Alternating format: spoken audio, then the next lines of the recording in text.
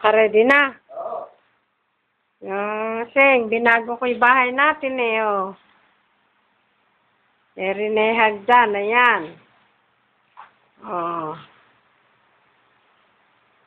Ayan yung loob. Nako, Len!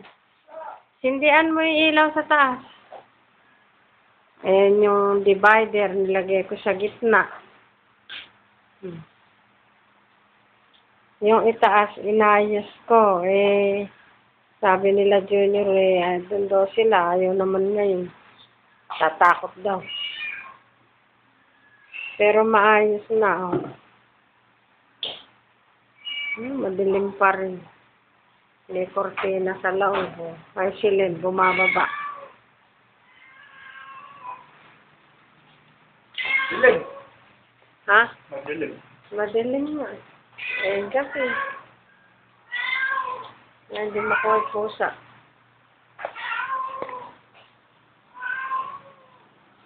Yung rep. May katabing maliit, ang maliit. May flower.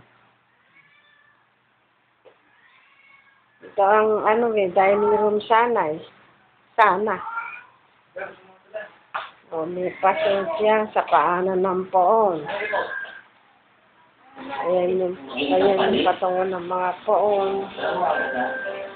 Ako yung tumulong tatay sa pamilya ko. Ako yung asin ng papa ko. Ako yung bumubuhay sa kanila. Hindi ko nga alam kung paano siya nagawa eh. Siguro inisip ko na lang na ano na mahal ko ang pamilya ko kaya lahat nagawa ko para sa akin. Kaya lang din ang isipin mo. Tsaka alam ko yun. Ano ba naman yung hindi mo pwedeng gawin para sa kanya? Ito po ito naman yun. Sabi mo naman. Piano. Wala. Kapato ang magandang picture. Sa piano. Magpalaki ka naman, baby ko. Kalikot. Kaya ikaw. Yan. Sala. Fight ka para kayo lumina.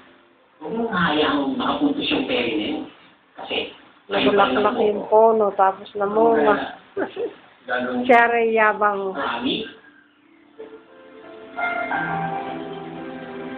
Pag umuwi ka, ito, abutan mo.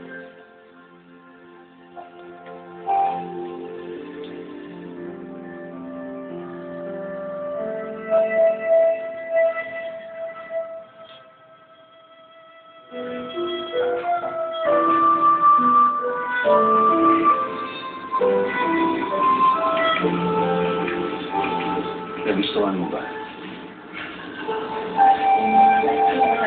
Oh!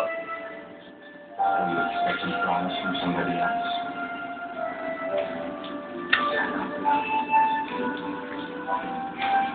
Pinto ng kwarto ko, ayan.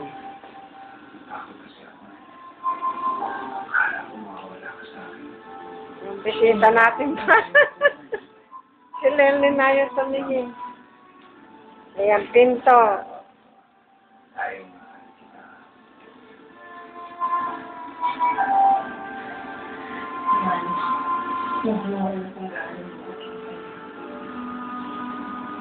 Check mo siya lulit, papadala ko.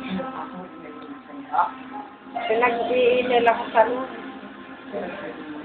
Sabihin mo kay kay Toyo, o puno ng saging na.